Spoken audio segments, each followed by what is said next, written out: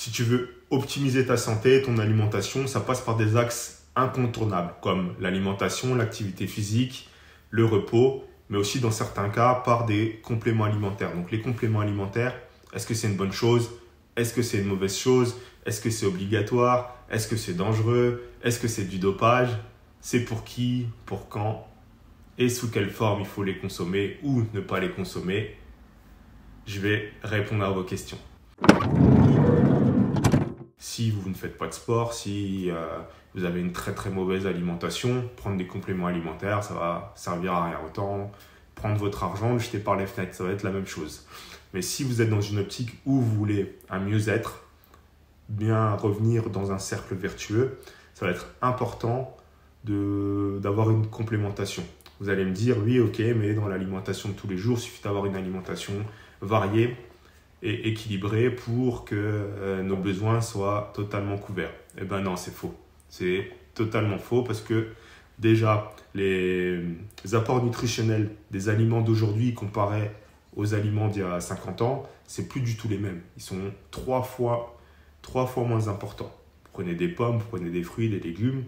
Même si vous mangez local, que vous achetez vos fruits et légumes au marché ou que vous allez chez des producteurs locaux, il va quand même avoir un petit peu de détérioration parce qu'on va utiliser des pesticides, parce qu'il va y avoir plus de pollution, même à la campagne, parce que si c'est des produits qui ne sont pas locaux, il va y avoir la détérioration à cause du soleil, à cause du transport, etc. Donc, tous ces faits-là font que dans notre alimentation aujourd'hui, même si on essaye de faire attention, on aura du mal à couvrir tous nos besoins.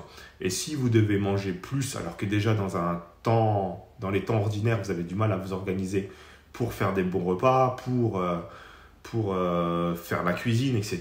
Et que je vous dis que vous devez manger encore plus de quantité, faire encore un peu plus de repas, etc.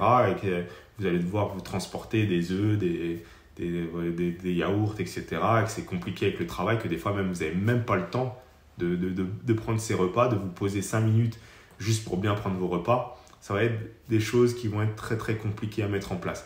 Alors là, dans ce cas-là, les compléments alimentaires, ça va être très très bien. Après, les compléments alimentaires, il faut faire attention parce qu'il y a de tout et de n'importe quoi. Il y a beaucoup de n'importe quoi. Il y a beaucoup de compléments alimentaires, de marques de compléments alimentaires, même des grosses marques de musculation qu'on voit fleurir dans tous les centres, dans beaucoup de centres sportifs, des marques américaines, des grosses marques qui font des publicités à la télé, etc. Ça ne veut pas dire que c'est de la qualité.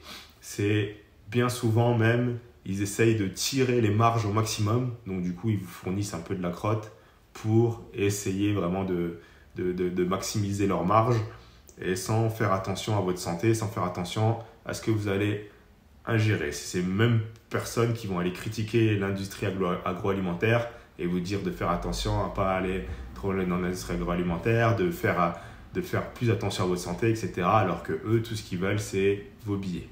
Donc là, ça c'est un autre débat, mais faites attention à la qualité des produits que vous prenez.